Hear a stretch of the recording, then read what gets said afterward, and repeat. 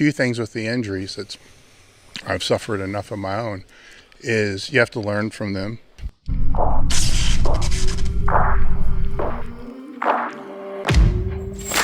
You know, a caveat I'd put in there, because I know a lot of people that have gotten hurt but not learned from it.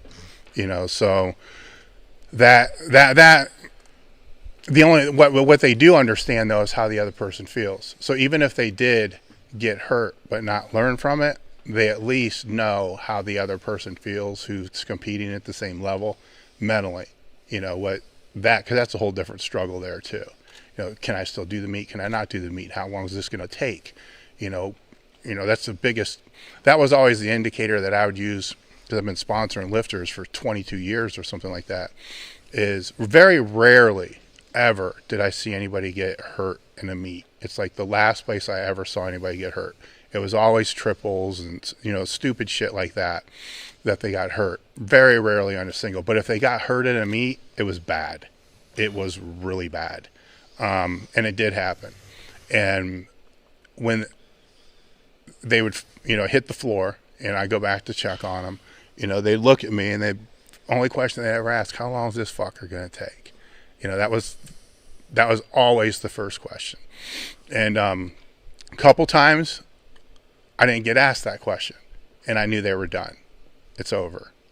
They're done. You know, this is it. They're not going to come back from this, because the frustration wasn't, you know, it just, and it's helpful to know either way, you know, if you're the person that's kind of helping them, because they may decide later, yeah, I'm not, you know, I'm going to push forward, but they already made the decision that they're done as soon as they hit the platform that day, you know. And just one little thing I picked up from that, and it's always been consistent. It's always been a consistent gauge.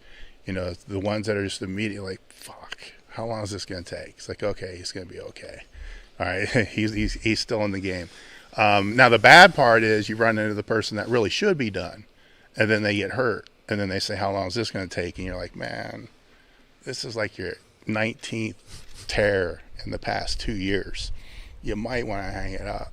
But I do agree, though, that by having an injury history, that you can relate better to the high-end athlete, because they're going to know you went through the same thing, you know, that they did. And you can better explain and be in a better position to explain, this will take 6, 8, you know, whatever the time it's going to take to heal, you know, approximately, you know, all depending upon compliance, you know, that, you know, and they'll buy it. They'll buy in, you know, they don't want to buy into anything less than a week, you know that, but they will from somebody that's been there, you know, that they will. Because what they're going to do, because after they talk to the practitioners, they're going to go online and they're going to get a hold of every meathead that they know that suffered the same thing, and then ask them what they should do. And then half these 99% of these idiots are going to play doctor and try to diagnose and treat these people, yeah, which is wrong, and they shouldn't do that.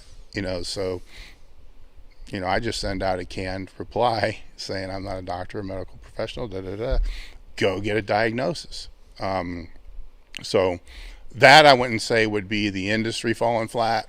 That would be the lifter being an idiot, you know, because the lifter wouldn't go to somebody who's a power lifter, a high-end power lifter would never go to somebody who, to increase their squat, bench, or deadlift, who's never power lifted before, to learn how to get stronger. But yet they will go to somebody who's never treated an injury before at a professional level for rehab advice. It's fucking stupid.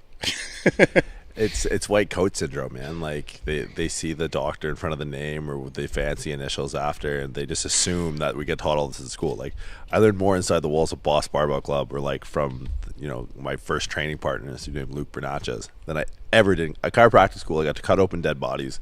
I got to learn when something like, hey, this looks like cancer or a stroke. This should get the hell out of my office.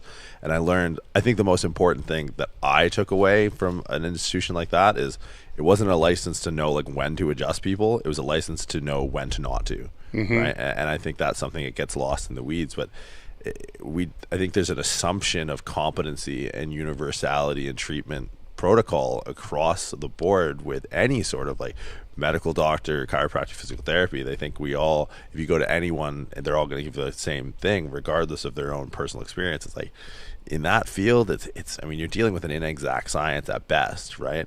So even that one case of the chiropractor or the physical therapist, whoever that has, walked a mile in your shoes and torn something, it's like, you don't want to look at the research because you are not emblematic of the subjects used in research. If you've ever read any sort of strength and conditioning research, medical journals, anything like that, the subjects are, 8 well-trained, and we're going to air quote well-trained college-age males. It's like, look, dude, this well-trained is like, you've been working out in a bro split for like a year. Like, that's not you. Right, so this is basically moot. It's applicable. We might be able to interpret something to help guide our own hypothesis, but if I have experience in my own, at least I have a research with a power of 1, right? Which is right now it is more powerful than anything you're going off of from a statistics standpoint. And I think running those numbers helps ease a bit of the tension, because otherwise you're walking into the first guy in the fucking yellow pages. Yellow pages, I don't think they have those anymore. You're going on Yelp and seeing who's like top rated, who paid the most to rise the ranks on Yelp or whatever. Or you're going to your meathead friend and he's like, no, this is what you do. It's just like, oh, Christ. I think there's intelligence, or there's experience goes a longer way than initials and letters and things like that. It's just, unfortunately, it's hard to standardize the approach across the board. Like, I got kids I went to school with that are out in practice right now that I wouldn't let park my fucking car, let alone, touch my neck and start moving shit around. Or if I had an injury, let them, manage and scale that. But guess what? On the surface, on Yelp, we're the same thing. We're the same person. Yeah. And it's the one thing I learned through my first hip, and it's funny because I never had lower body problems when I competed, ever. It's like I got out of the sport, I'm like, fuck, okay, I just need a shoulder replacement at some point. Tore my pecs, but lower body, no problem. Now I got fucking 2 prosthetics. I'm like, what the fuck? So it's, sometimes you don't know the damage or the carnage until 10 years after the fact, and that kind of adds up. But I don't want to get too far off the topic here. When I went in to see the orthopedic, I was convinced it was lower back, because all the pain was in the groin and lower back, and, everything was telling me, this is lower back. It's just, it's not getting adjusted. It's not healing. It's not working. And, so he had the MRI and he said, your lower back's fine. This is, so long story short, I go to the back ortho. He does x-rays, MRIs, and says, your lower back's fine. He says, your lower back as a 45-year-old male is better than a 20-year-old male. And I'm thinking to myself, oh, okay, I guess those box squats weren't that fucking bad. So in my mind, I'm like making all these jokes. Maybe the box squats were really bad, but the reverse hyper's what saved me. So I got all this bullshit going through my head that I'm just thinking of all these posts. And I go, I got to go back to the hip guy. Then he does, different imaging than I had before. So x-ray images, and comes back, he says, look at this. And the femur, I mean, it was pushed into the hip socket so hard that I had fractures going up through the hip girdle. And he said, do you see now why it's your hip? Your hip is worn out. It's done. There's bone spurs around this, and your hip is fractured. It's impacted. He says, you keep trying to go on this, and I couldn't, because I couldn't walk. The pain was terrible. I couldn't even sleep, so it wasn't me. I wasn't going to keep going. He said, if you were to keep going, pain pills or whatever, it will eventually go through and I'm like, holy shit. And what I learned from that was I was doing, I asked him, well, why does this happen? The same thing anybody else can. It's wear and tear, it's genetics, it's training, it's all three.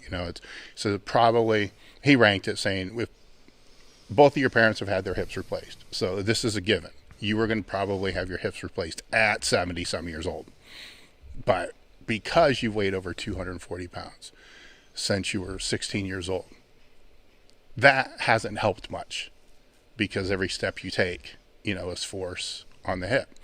And then the orthotics that I was wearing for the past 6 years or whatever it was, is my foot's not sprawling to be able to take the force, so it's going more up into the hip as well. So, and then there's training. He says the training falls. He said you can't quantify, but they all fall in there. But the training is probably, it's not the causation. But what he did say was, what have you been doing the last couple of years? I'm like, well, my hip hurt like a motherfucker, so I kept doing all these different mobility things. He's like, well, explain to me exactly what you were doing. So I'm showing him leg swings and all this other stuff. And I'm like, it's probably a couple hundred reps, before every workout. He said, so you're training 5 days a week and you're doing 1,000 reps of swinging your hip around when it's already bone on bone. So every rep that you did was just carving a deeper surface. It was just impacting it worse. And every time you tried to stretch it was just pushing everything in there more. He said, had you known that it was actually getting close to bone on bone, then you could have made wiser choices and not done those things to where. So my point that I make to people is, if a joint is really fucked up and you're not seeing somebody that really knows what they're doing, a lot of default answers are more mobility and high rep work. Get blood in there. But if it's bone on bone, you may be leading yourself to surgery much faster, because it's got to rub against something. You get what I'm saying? Yeah. And I mean, I had an x-ray that made that really clear. Like, oh shit, this was really dumb. Now, not saying that if I didn't do the mobility work, that I still wouldn't have needed, the hip replacement. I would have, but maybe a year later, maybe I would have got one more meet, or something like that. But regardless of that, that's where, when people talk to me about in the shoulder, oh God, that. I mean, the hip's one thing, but the shoulder's a whole different animal. It's like, your shoulder's fucked up, you got to go see, I don't give a fuck. You need to see somebody who knows what I'm talking about. There's too much shit going on up in there. Just open an anatomy book and look at how much shit connects all around the same spot, So I think that is kind of another area where practitioners fall flat, is they jump to the conclusion of, it not being, bone on bone. They jump to, it's probably just the easiest conclusion. It's without any type of testing to be able to know. I think the biggest issue is like, if you don't understand the demand of the sport, and on a broader scale, if you don't understand how the shoulder's meant to function, how the hips are meant to function, I think a lot of clinicians end up down the route of being handcuffed by imaging and by MRIs and X-rays and CTs, and a lot of people are falling flat on just like proper function of the hip. Like our MRIs and X-rays and CTs, I would consider the gold standard of structural assessment, right? My job, I'm not an orthopedic surgeon.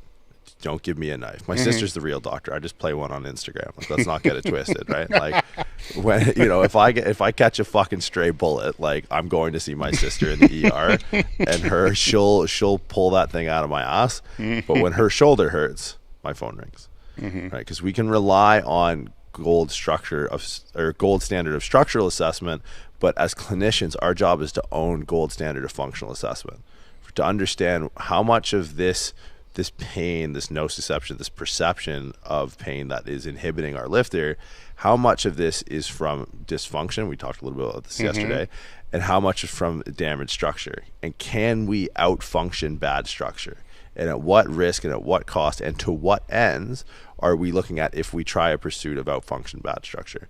where it's like if you don't know that, like if you don't know the demand, like if you don't know what like fucking 700 pounds feels like unracking it, like even strong guys I know who like rep out 700, once you cross 700, you're almost to the point where you're like, you know, I've heard JP Price tell me that once you unrack 900 pounds, you can't breathe. You go to open your lungs, and it's just like your lungs are like, look, you want to fly across, you just can't, right? Mm-hmm. Unless you know that, like you don't understand the demand on the body, right? So having a jumping off point to begin to assess someone's baseline function, and like for what is function, right? Like it's not fucking shake weights and Bosu balls. Function for me is how your muscles operate when we walk and breathe, right? And it's like our breathing's fucked up when we power lift. And a lot of times our mechanics aren't true to gait cycle. We're doing bilaterally loaded movements, heavy sympathetic drive, heavy inhalation drive, no force exhalation. And yeah, it's about, we're here, in this place at least, you're here for a good time, not a fucking long time. Mm-hmm. So it's like, how can we make that good time a little bit longer by introducing minimum effective dose of function in a sport that's otherwise not.